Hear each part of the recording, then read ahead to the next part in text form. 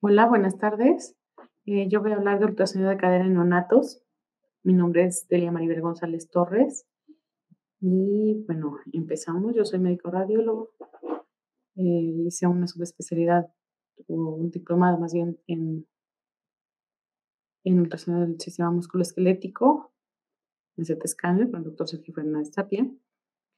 Y bueno, agradezco estar aquí en estas jornadas. La displasia del desarrollo de cadera es el término que se le ha dado actualmente. La luxación congénita es un término antiguo. La displasia de cadera congénita es la condición anormal más frecuente en recién nacidos. Tiene una prevalencia variable que va de 1/30 hasta 1/100 nacidos vivos. 1 de cada 100 nacen con cadera luxada, pero 1 de cada 100 nace con displasia. En adultos, la incidencia de displasia de cadera es 1/30.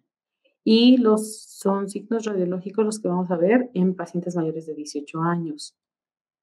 La prevalencia es por tradición cultural, hacer taquito a los bebés y las caderas no quedan en extensión. ¿Sí? 80% son niñas.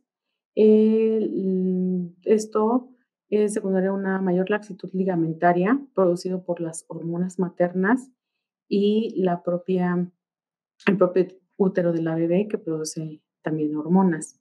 La cadera izquierda es la que se afecta más frecuentemente, en un 60%. La derecha tiene una afectación de un 20% y ambas en un 20%. La cadera izquierda es la más afectada. Esto se tiene la teoría que en los bebés que están en oblicuo anterior izquierda, la cadera izquierda es la que queda pegada a la columna de la madre, entonces permanece más tiempo en aducción y eso hace que el acetábulo no se forme adecuadamente. También las deformidades posturales y oligodramios son factores predisponentes.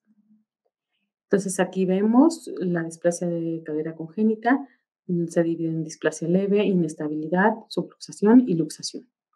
La displasia leve se caracteriza por tener un acetábulo poco profundo o poco desarrollado y puede existir con o sin inestabilidad. Sin tratamiento puede desarrollar una cadera asintomática y con mal desarrollo. La inestabilidad se considera inestable cuando existe la cabeza femoral em, que está en el acetábulo y puede producirse la luxación de manera intencionada con la maniobra de Barlow. La subluxación, bueno, la cabeza femoral se encuentra desplazada de su posición normal, pero todavía hace contacto con la porción ósea del acetábulo. Y la luxación, pues ahí se encuentra totalmente fuera del acetábulo. Al examen físico, el recién nacido debe ser explorado por un médico en su cuna. Hay que valorar la edad gestacional corregida, la presentación obstétrica, el tipo de parto, el sexo, el número de gestación, la historia familiar, si hay antecedentes. El bebé debe estar relajado y debe ser explorado por un pediatra generalmente experto y en un ambiente tibio, silencioso. Siempre debemos de remover el pañal. ¿Qué vamos a observar? Si hay asimetrías, vamos a ver si los pliegues son asimétricos, si hay acortamiento de la extremidad, y si hay limitación de la cadera a la abducción. Vamos a explorar el signo de Galeazzi o de Alice. El paciente se va a encontrar en decúbito supino con las rodillas flexionadas y hay que comparar. La luxación bilateral, esa no va a denotar asimetría. Si es unilateral, eventualmente vamos a demostrar la abducción limitada en el lado que está afectado. El signo de Ortolani se realiza para evaluar la estabilidad de la cadera. El bebé debe estar relajado en supino y sobre una superficie rígida. El signo de Ortolani consiste en realizar abducción y aducción gentil, acompañada de una fuerza en sentido posterior sobre el trocánter. Si tenemos la sensación de escuchar un cloc, esto es igual a que una cadera esté luxada, pero reductible. Aunque aquí hay que tener mucho cuidado porque no todos los cloc son luxaciones. El Barlow, esta prueba nos permite valorar la cadera luxada o la subluxación y es más sensible en pacientes menores de 3 meses. Aquí vemos una proyección en AP y en rana, que nos sirve también para valorar a los bebés. Esto se recomienda que sean mayores de los 4 meses. Antes de esto, lo mejor es el ultrasonido. Vamos a ver si hay evidencia clínica de displasia de cadera, que también en una radiografía, si la tomamos antes, puede ser confirmatoria. Pero una radiografía normal no excluye inestabilidad, ya que tiene poco valor diagnóstico. El gol estándar, como les decía, es el ultrasonido. Así lo implementó Graf, Norwich y Hackler. Las mediciones de cadera, bueno, ya antes las hemos visto, las conocemos. Vamos a trazar la línea vertical de Perkins, la línea horizontal de Hillreiners. En los pacientes de término y con una cadera normal, el ángulo va a ser de 28 grados. Si encontramos un ángulo mayor a 28 grados, es sugestiva de que esté subluxada o luxada. Y también vamos a ver los cuadrantes de Putti, esto es con un término un poquito anterior, que deben encontrarse en los cuadrantes internos. Ahí vamos a ver los núcleos de osificación. También podemos trazar las líneas de Shenton y ver cómo se pierde la continuidad del ilíaco con el fémur. Esto es una cadera normal y es una cadera luxada. La International Hip Dysplasia Institute recomienda esta clasificación, que es similar a los cuadrantes de Putti. Sin embargo, aquí vamos a trazar un punto medio en la cabeza femoral y vamos a ver, de acuerdo a nuestras líneas de Perkins y Hillreiner, dónde queda ese punto. ¿Sí? Si queda en el cuadrante inferior interno, es una displasia grado 1. Si queda en el cuadrante externo inferior, es una displasia tipo 2.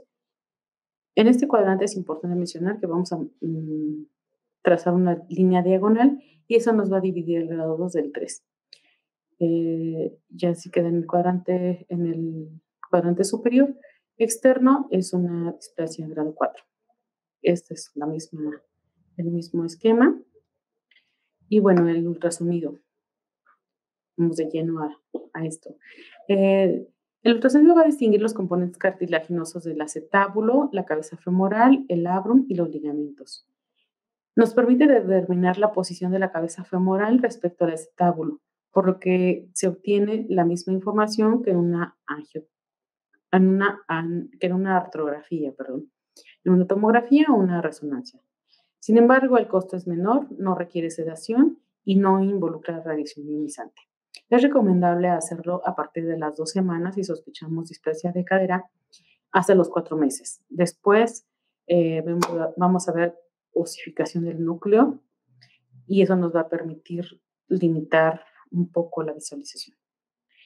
Vamos a ver anatómicamente lo que vamos a explorar.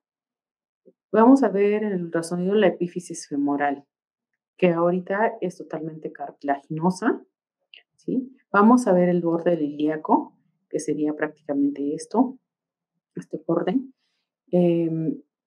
para que ahí tracemos las líneas y sacar nuestros ángulos. Vamos a repasar aquí la anatomía. El techo acetabular, que es el techo acetabular óseo, y esta parte es la porción cartilaginosa, que es prácticamente el labio. Vamos a ver también el glúteo menor y el glúteo mayor. En nuestro esquema está en colores, espero que nos sirva para ubicarnos mejor lo que vamos a explorar. Bueno, Graf comenta que hay que hacer una imagen coronal. ¿Qué vamos a ver en la imagen coronal? El borde ilíaco. Vamos a trazar una línea paralela al borde del ilíaco. En esta ocasión, el transductor debe estar en el aspecto lateral del miembro a explorar con el paciente en decúbito lateral.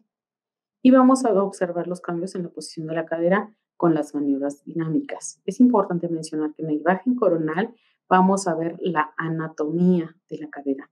Y en la imagen axial vamos a hacer las maniobras dinámicas para ver si es fluxable o está abocada. Entonces, en el borde lateral del ilíaco vamos a trazar una línea horizontal. Aquí estamos viendo la cabeza femoral, que obviamente todavía no está osificada, es cartílago. Aquí empieza a verse el núcleo de osificación y esa es la manera en que vamos a explorar. en una proyección axial. Aquí es donde vamos a hacer las maniobras dinámicas. Entonces, colocamos al niño de cúbito lateral, tomamos el transductor para la cadera izquierda con la mano derecha y vamos a trazar, vamos a ver la morfología de la cabeza femoral. Ahí es donde hacemos maniobras de abducción y aducción para ver la estabilidad. Entonces, Novick, Hartley y Clark desarrollaron una técnica basada en la exploración multiplanar dinámica que valora la cadera en las posiciones producidas por las maniobras dinámicas de Barlow y Ortolani. Valoramos el desarrollo y la morfología acetabular, sin embargo, la mayor importancia es observar la posición y la estabilidad de la cabeza femoral. Aquí vamos a las mediciones. Aquí vamos a trazar estas líneas para ver los ángulos que nos sirven para confirmar el diagnóstico indicado por la descripción morfológica y permiten tener un parámetro cuantitativo para comparar los hallazgos. Vamos a trazar 3 líneas principalmente en la imagen coronal. Va a ser una línea vertical paralela a la pared osificada del ilíaco, que va a ser nuestra línea base. Después vamos a trazar una línea del borde inferior del acetábulo en la porción ósea. Y la tercera línea va a ser una que se intersecte entre estas dos. Esto automáticamente los aparatos de ultrasonido nos dan el ángulo. El ángulo alfa debe de ser de 60 grados. El ángulo beta debe ser 55. Aquí lo vemos de manera más didáctica, creo yo. Vemos nuestra línea base, vemos la imagen redonda, que es la epífisis femoral, aún sin osificarse. Vamos a ver que pasamos del borde inferior del ilíaco, del borde óseo, la primera línea para tener nuestro ángulo alfa, nuestro ángulo beta. Y recordemos que esto es inversamente proporcional. Si el ángulo beta aumenta, el alfa disminuye y viceversa. Entonces, en este examen vamos a ver si hay displasia. Si hay displasia, vamos a ver si esa cadera se reduce, si está subluxada o está totalmente luxada. Si se reduce, vamos a ver si también es luxable. Y si está luxada, vamos a ver si se reduce o no se reduce, si es reductible o irreductible. El ángulo alfa es la línea base y la línea del techo óseo. Esta va a reflejar la cobertura ósea de la cabeza femoral por el acetábulo y el ángulo beta va a reflejar la cobertura cartilaginosa, por ejemplo, el labrum de la cabeza femoral. Graf clasifica las caderas de acuerdo al grado de desplazamiento de la cabeza femoral, la deformidad asociada y el retraso en el crecimiento del techo acetabular.